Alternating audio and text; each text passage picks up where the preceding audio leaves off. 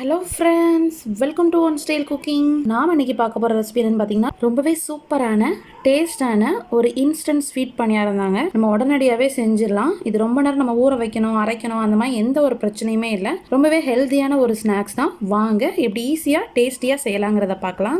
வீடியோக்குள்ளே போகிறதுக்கு முன்னாடி கீழே உள்ள ரெட் கலர் சப்ஸ்கிரைப் பட்டனை கிளிக் பண்ணுங்கள். கூடவே பக்கத்தில் உள்ள பெல் ஐக்கானையும் கிளிக் பண்ணுங்கள். அப்போ தான் நான் போடுற வீடியோ எல்லாமே உடனுக்குடன் உங்களுக்கு தெரிய வரும். வாங்க இப்போ வீடியோக்குள்ளே போகலாம். இப்போ இன்ஸ்டண்ட்டாக ரவை பணியாரம் பண்ணுறதுக்கு ஒரு பாத்திரத்தில் 1 கப் அளவு ரவை எடுத்திருக்கேன். நீங்கள் வறுத்த ரவை வறுக்காத ரவை எதுனாலும் சேர்த்துக்கலாம். 1 கப் ரவைக்கு 2 கப் போல் மைதா எடுத்துக்கோங்க. ரவையோட குவான்டிட்டியை விட மைதாவோட குவான்டிட்டி அதிகமாக இருக்கணும். நம்மளுக்கு ரவை அதிகமாக இருந்துச்சுன்னா உங்களுக்கு பணியாரம் ஹார்டாக இருக்க மாதிரி இருக்கும். அதனால் மைதா கொஞ்சம் எக்ஸ்ட்ரா சேர்த்துக்கோங்க.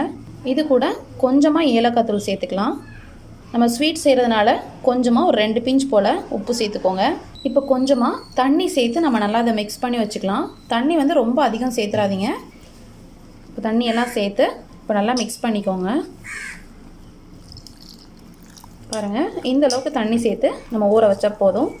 இந்த பணியாரம் பார்த்திங்கன்னா நம்ம வெள்ளை சக்கரை யூஸ் பண்ணியும் செய்யலாம். நம்ம நாட்டு சக்கரை, அச்சு வெல்லம் இந்த மாதிரி நம்ம பயன்படுத்தியும் செய்யலாம். இன்றைக்கி நான் அச்சு வெல்லம் பயன்படுத்த போகிறேன். அச்சு வெல்லம் பாகு காய்ச்சி சேர்க்குறதுனால நான் இந்தளவு கொஞ்சம் திக்காக வச்சுருக்கேன். நீங்கள் ஒருவேளை ஒயிட் சுகர் சேர்க்குறதா இருந்தால் டேரெக்டாக இது கூடவே சேர்த்து நம்ம செய்யலாம்.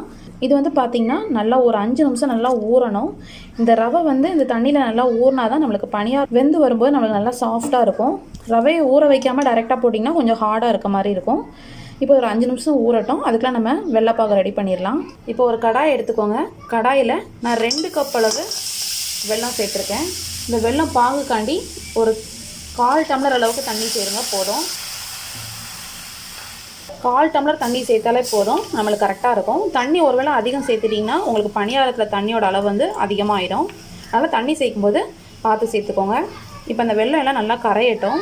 வெல்லம் நல்லா நம்மளுக்கு இப்போ கரைஞ்சிருச்சு.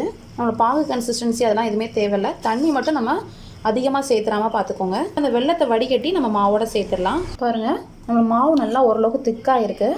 இந்த அளவுக்கு நம்மளுக்கு ரவை ஊறினா போதும். இப்போ இதோட நம்ம பாகு காய்ச்சி வச்சுருக்கோம்ல, அதை சேர்த்துடலாம். இப்போ நம்ம பாகு நல்லா வடிகட்டி சேர்த்தாச்சு. இப்போ நல்லா மிக்ஸ் பண்ணிக்கோங்க. நம்ம மிக்ஸ் பண்ணும்போது எப்போவுமே கட்டி எதுவும் இல்லாமல் நல்லா மிக்ஸ் பண்ணிக்கோங்க. இப்போ நல்லா சேர்த்து மிக்ஸ் பண்ணியாச்சு.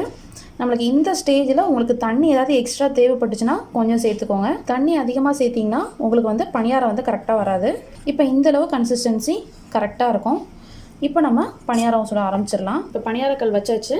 இதில் ஃபஸ்ட்டு உங்களுக்கு தேவைப்பட்டுச்சுன்னா நீங்கள் நெய் சேர்த்துக்கலாம், இல்லைனா ஆயில் கூட சேர்த்துக்கலாம். எல்லா கல்லையும் இந்த மாதிரி கொஞ்சமாக நெய் சேர்த்துக்கோங்க. நெய் சேர்த்து செய்யும்போது ரொம்பவே சூப்பராக இருக்கும்.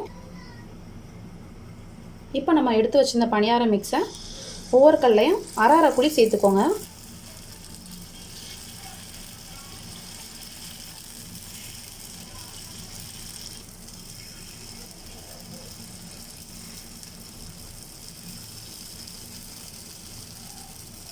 இப்போ நல்லா இது நல்லா குக் ஆனதும் நம்ம மாற்றி போட்டுடலாம். இன்னும் இப்போ நல்லா இந்த பணியாரத்தை மாற்றி போட்டுடலாம். மாவு நல்லா வெந்ததுக்கப்புறம் மாற்றி போட்டிங்கன்னா உங்களுக்கு நல்லா சூப்பராக வரும். பாருங்கள், ரொம்ப நல்லாயிருக்கும். இது நீங்கள் நாட்டு சக்கரை பதிலாக ஒயிட் சுகர் கூட சேர்த்து செய்யலாம். ரொம்ப டேஸ்ட்டாக இருக்கும். இன்ஸ்டண்ட்டாக இந்த மாதிரி மாவு தான் அரைக்காமல் டேஸ்டியாக செஞ்சிடலாம். இப்போ 2 சைடும் நல்லா குக் ஆனதுக்கப்புறம் நம்ம பணியாரத்தை எடுத்துடலாம். இப்போ பணியாரம் நல்லா குக் ஆகிடுச்சு. இப்போ இதை எடுத்துடலாம். ரொம்பவே சூப்பரான டேஸ்ட்டான நம்மளோட இன்ஸ்டன்ட் ஸ்வீட் பணியாரம் ரெடி ஆகிடுச்சு. கண்டிப்பாக நீங்களும் இந்த பணியாரம் வீட்டில் ட்ரை பண்ணி பாருங்கள். இந்த ரெசிபி பிடிச்சிருந்துச்சுன்னா நம்ம சேனலை லைக் பண்ணுங்கள், ஷேர் பண்ணுங்கள், சப்ஸ்கிரைப் பண்ணுங்கள்.